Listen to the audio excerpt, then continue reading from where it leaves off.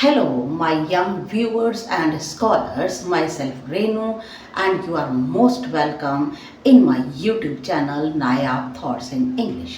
आज मैं आपको पढ़ाने जा रही हूँ समरी लास्ट बारगेन की, which is written by famous Bengali writer and poet Rabindranath Tagore. इस पोम के अंदर लास्ट बारगेन का मतलब क्या है?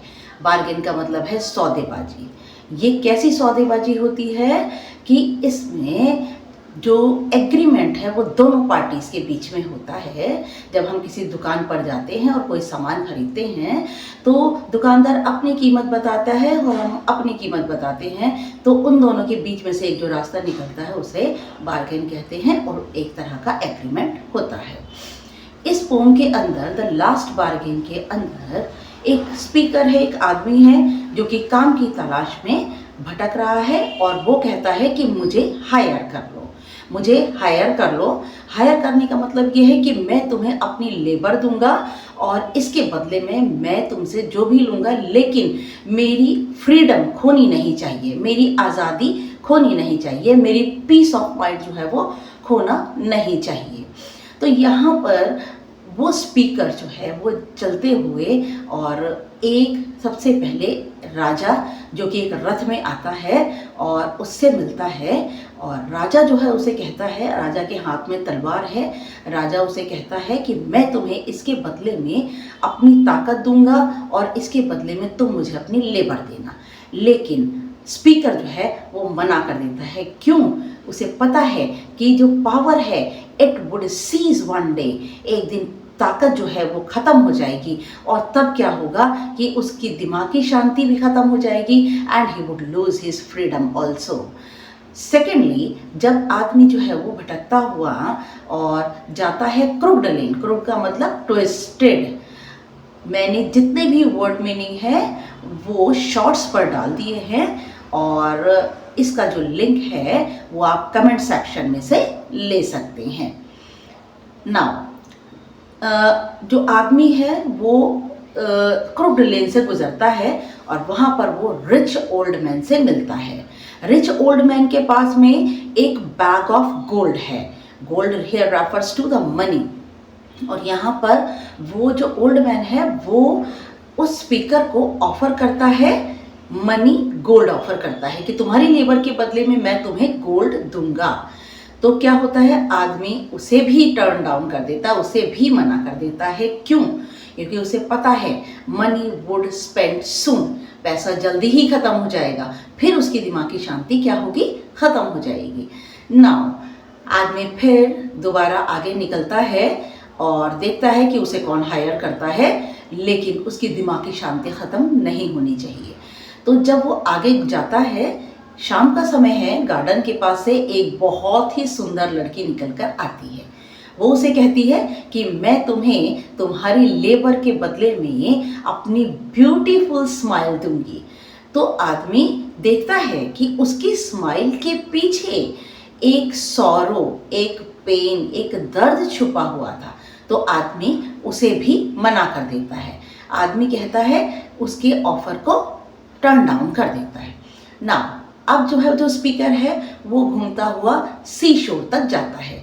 सी शोर पर एक बच्चा जो है वो सी शेल्स क्या होते हैं, शंख के साथ में सीपियों के साथ खेल रहा होता है।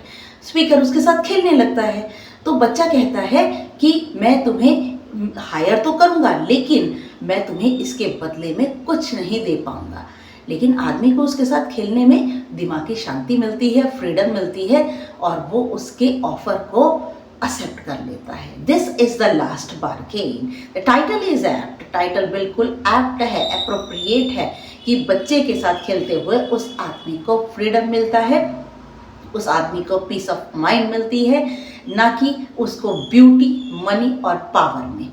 तो उसे एवरलास्टिंग हैप्पीनेस यहाँ बच्चे के साथ मिलती है। Now I am going to start the summary line by line और आपको समझा रही हूँ। Yes, now The Last Bargain is a beautiful poem written by famous and distinguished Bengali poet and writer Rabindranath Tagore. और ये समरी, ये जो पोम है लास्ट बार्गेन, ये बहुत ही फेमस और प्रतिष्ठित जो पोइट हैं या लेखक है रविन्द्रनाथ टैगोर, उनके द्वारा लिखी गई है।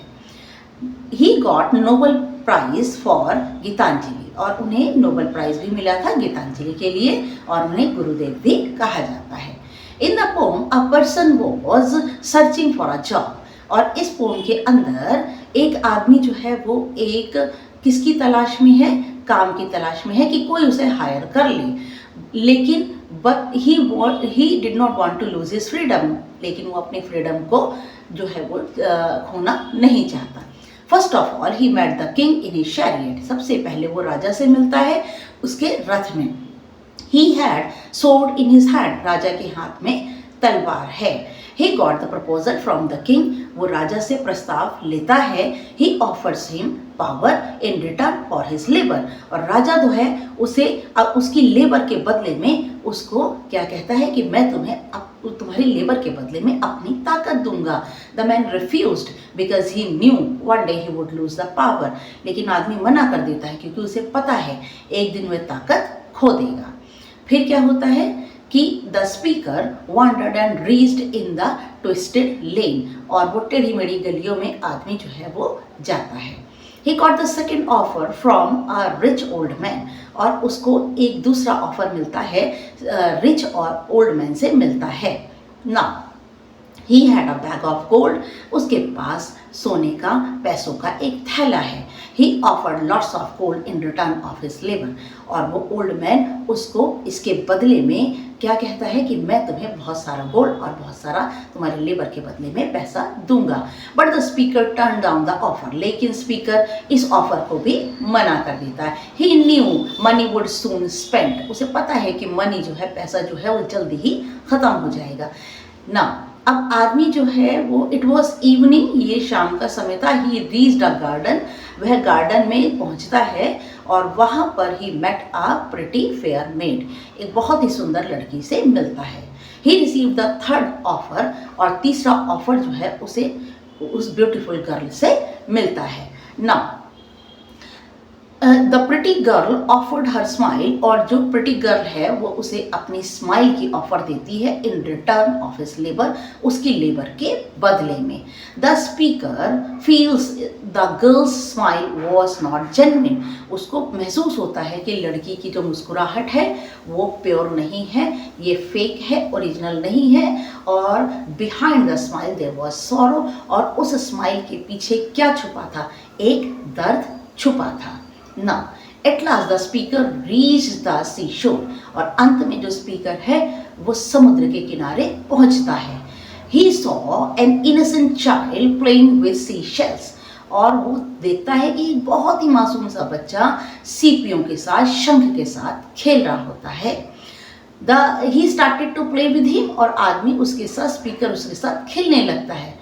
But the child told that he was not able to pay him for his labor, लेकिन बच्चा कहता है कि वो उसको उसकी मेहनत के बदले में कुछ भी दे नहीं पाएगा। The speaker happily accepted his offer, और स्पीकर जो है बहुत ही खुशी से उस बच्चे के ऑफर को एक्सेप्ट कर लेता है। He thought while playing with the child he would not lose his freedom, उसे लगा कि बच्चे के साथ खेलते हुए उसे अपनी आज़ादी खोनी नहीं पड़ेगी। आज़ादी किसको प्यारी नहीं होती, हर एक को आज़ादी बहुत प्यारी होती है। He would get everlasting happiness and peace of mind, उसे लगा कि वो एक इनफाइनाइट हैप्पीनेस को, ना ख़त्म होने वाली खुशी को और दिमागी शांति उस बच्चे के साथ खेलते हुए पा सकता है। This was the last bargain which the speaker accepted, यही लास्ट बार्गेन था जो कि स्पीकर ने एक्सेप्ट किया। ओके, सेंट्रल आइडिया क्या है इस पोम का, everlasting happiness is the real asset, जो हमारी हमेशा खत्म होने वाली जो नाखुशी होती है वही हमारे लिए रियल एसेट होती है। ट्रांजिएंट जो हैप्पीनेस होती है, जो कि परमानेंट नहीं होती, ये हमारी रियल एसेट नहीं है, ये हमारे लिए, हमें कोई हैप्पीनेस नहीं देती। For that we do not need gold, power, money and beauty, और इसके लिए हमें पैसा, ताकत, खूबसूरती इसकी ज़रूरत नहीं होती। We can not purchase peace of mind with money and power and beauty. हम पीस ऑफ माइंड पैसे से, ताकत से या खूबसूरती से, ब्यूटी से नहीं खरीद सकते। Freedom is the mind, freedom of mind is necessary for survival. और फ्रीडम ऑफ माइंड जो है वो बहुत ज़रूरी है हमारे सर्वाइवल के लिए। मैंने सारी चीज़ें, कॉम्प्रीहेंशन, एक्स्ट्रा शॉर्ट क्वेश्चन और इसका सेंट्रल आइडिया, समरी, ये सब कुछ मैंने टेलीग्राम पर डाल दिया है और आप इसका लिंक कमेंट सेक्शन से ले सकते हैं। एंड फर्दर क्लास में मैं फर्दर वीडियो में आपको इस पोम की एक्सप्लेनेशन दूंगी। और तब तक के लिए गुड लक।